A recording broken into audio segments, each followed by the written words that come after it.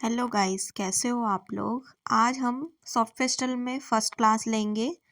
जैसे कि ये रेफरेंस मैंने आपको दिखाया है, इसमें आप देख सकते हो मैंने एक फ्रूट्स लिया है बेसिक सा। सबसे पहले हम कॉटन लेंगे क्योंकि जब हम बेसिक सीखते हैं तो हमें ये भी पता होना चाहिए कि बेसिक्स के रूल्स क्या होते हैं। आप लोग फिंगर से भी कर सकते हो, बट कॉटन भी अप्लाई कर सकते हो, दोनों चीज़ से कर सकते हो। तो इस बार मैं आपको कॉटन से करके बताऊंगी, आगे आने वाली क्लास में मैं आपसे फिंगर से भी करवाऊंगी कि डायरेक्ट हम कलर कैसे अप्लाई कर सकते हैं। तो फर्स्ट ऑफ ऑल हम यहाँ पर कलर लेंगे, कॉटन में अप्लाई करेंगे, देन हम सीट पे अप्लाई करेंगे और हमें सिर्फ सर्कल मोड में और ओवल शेप में ही यूज़ करना है। ठीक है, मूवमेंट करनी है।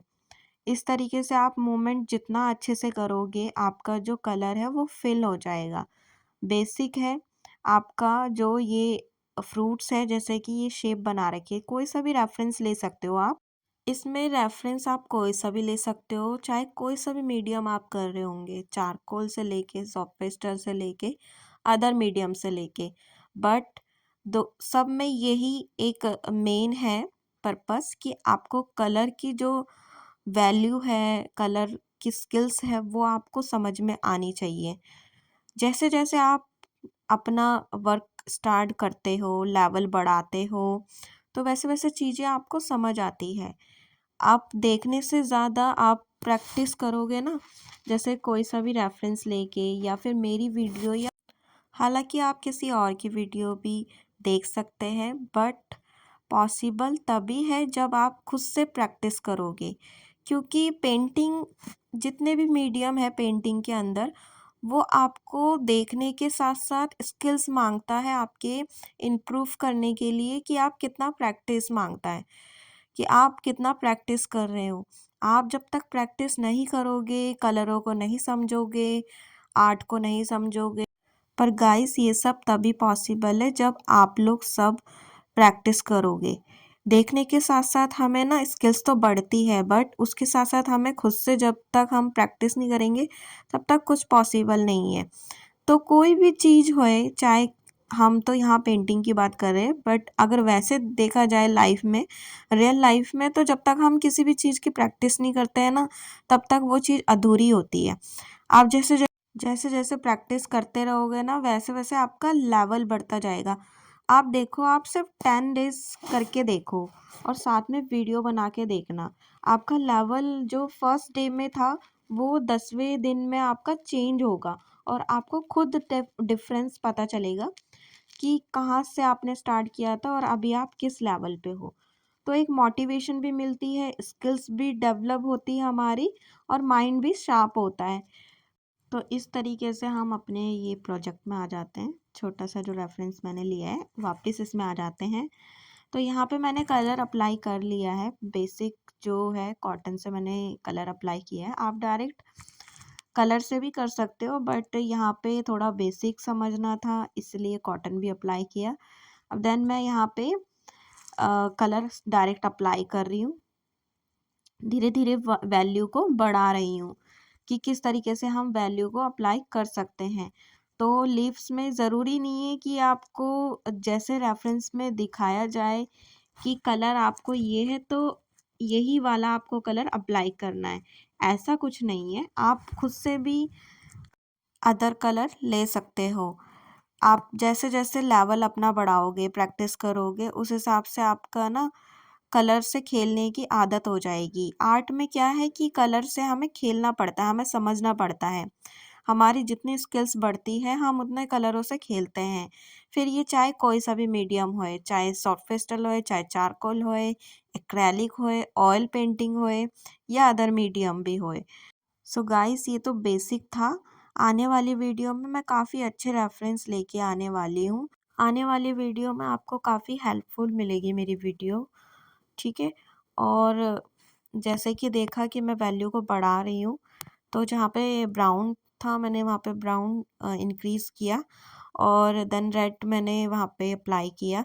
अब मैं फिंगर से अप्लाई कर रही हूँ, और फिंगर से भी आपको जो डायरेक्शन है, जैसे ओवल में और सर्कल में ही आपको अप्लाई करना है। एंड गाइस मैं आपको एक और चीज़ बताना चाहती हूँ। जब भी आप सॉफ्ट पेस्टल का वर्क करते हैं कोई सा भी रेफरेंस लेके, तो आपके पास मटेरियल क्या क्या होना चाहिए। सबका एक क्वेश्चन होता है कि हम कर तो ले, सीख तो ले, बट मटेरियल पता नहीं चलता। तो जो बिगनर्स होते हैं, बिगनर्स आर्टिस्ट, वो उनको पता नहीं होता कि क्या यूज़ करना है, कैसे हमें करना है।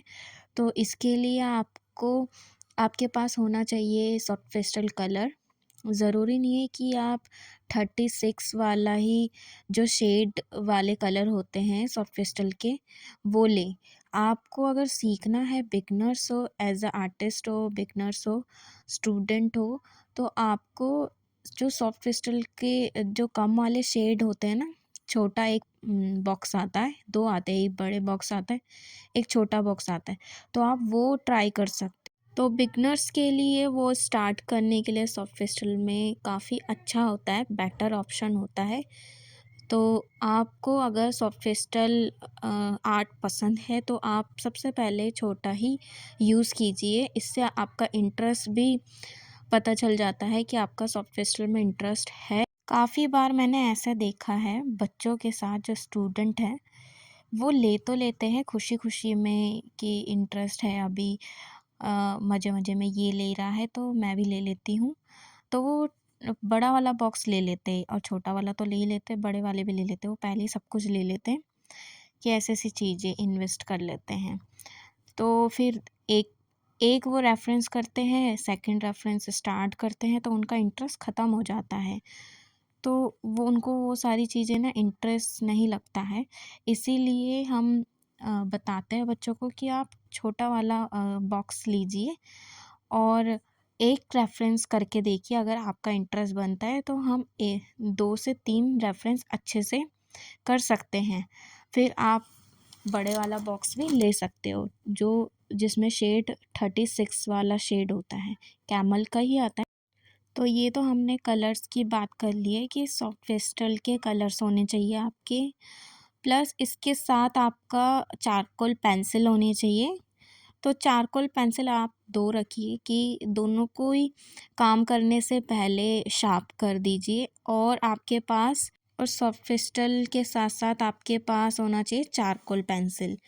2 चारकोल पेंसिल तो ज़रूर रखिए अपने पास, और दोनों को शार्प करके रखिए, क्योंकि एक एक बार आपने यूज़ कर ली तो फिर उसे शार्प करने में काफ़ी टाइम वेस्ट होता है। इसलिए दोनों पेंसिल को शार्प करके रखिए, और जब भी आप रेफ़रेंस लेके काम पे बैठते हैं तो आपके पास सारा मटेरियल पहले ही आप देखिए कि बार-बार उठ के जाना ना पड़े इधर-उधर।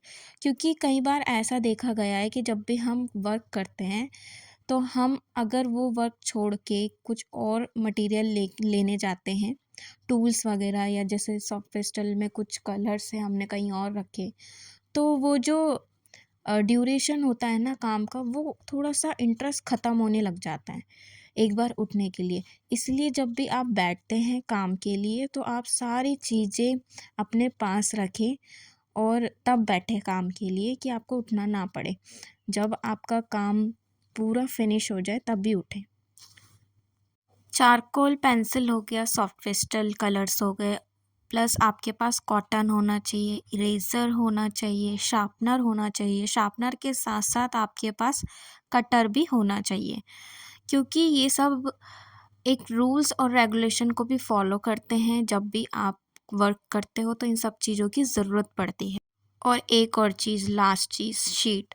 शीट आपके पास कार्ट्रिज की होनी चाहिए। स्टार्टिंग में जो आप करते हो, पेस्टल शीट भी आती है, बट प्रैक्टिस के लिए आपके पास कार्ट्रिज शीट होनी चाहिए। कार्ट्रिज शीट रफ साइड आप यूज़ करेंगे। कार्ट्रिज शीट में 2 साइड होती है, एक सॉफ्ट साइड होती है और एक होती है रफ साइड। तो आप रफ साइड यूज़ करते हैं जब रियलिस्टिक वर्क करते हैं, 3D आर्ट वर्क करते हैं, ठीक है। इसके लिए भी मैं एक अलग से वीडियो बना दूँगी जिसमें कुछ शीट्स वगैरह, टूल्स, सारे टूल्स है, चारकोल के लिए क्या यूज़ होता है, सॉफ्ट पेस्टल के लिए क्या-क्या यूज़ होते हैं, वो वीडियो मैं डाल दूँगी। तो हम यहाँ पे पहुँच चुके हैं। हमने यहाँ पे जो हमारा फ्रूट्स है वो तो हमने कंप्लीट कर लिया है ऑलमोस्ट। थोड़ा बहुत ही वर्क है इसमें और बैकग्राउंड भी लगभग हमने कर दिया है।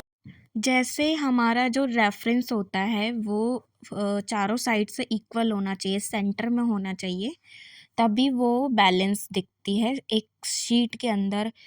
उसी तरीके से हमारा जो बैकग्राउंड है वो भी बहुत बड़ा रोल प्ले करता है हमारे पिक्चर के अंदर, ठीक है, आर्ट के अंदर। क्योंकि अगर आप पिक्चर को जो आप बना रहे हो ड्राइंग, वो आपका जो रेफरेंस है वो ब्राइट वे में, जैसे मैंने यहाँ पे जो फ्रूट्स लिया है वो मेरे फ्रेश टोन लिए मैंने, येलो हो गया, ऑरेंज हो गए, ग्रीन हो गया, ठीक है, इस तरीके टोन मैंने यूज़ किए, इसमें वैल्यू मैंने यूज़ की है। तो उसके अकॉर्डिंग मुझे जो बैकग्राउंड है थोड़ा सा डिफरेंट बैकग्राउंड दिखाना है। जैसे मैंने यहाँ पे ब्लू यूज़ किया है, ठीक है, स्काई ब्लू यूज़ किया है और नीचे जो बेस है वो ग्रे किया है। हालांकि मैं यहाँ पे बर्न शाइना वाला कलर भी कर सकती थी, ब्राउन कलर भी कर सकती थी, बट ग्रे कलर मुझे ज़्यादा बेटर लगा। और ज़रूरी नहीं है कि आपके पास जो रेफरेंस है आप उसी के अकॉर्डिंग चलोगे, जैसा रेफरेंस में है वही कॉपी करोगे, आप अपने अकॉर्डिंग भी कर सकते हो, ठीक है।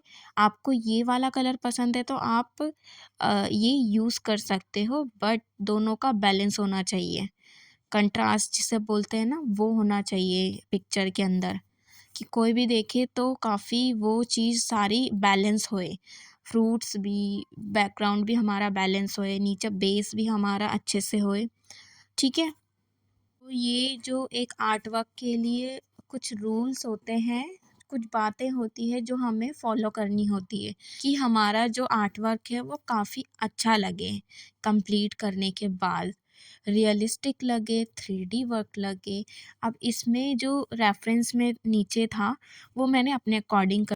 तो ये पिक्चर हमारी कंप्लीट हो चुकी है। आने वाली वीडियो के लिए लाइक शेयर कमेंट ज़रूर कीजिए।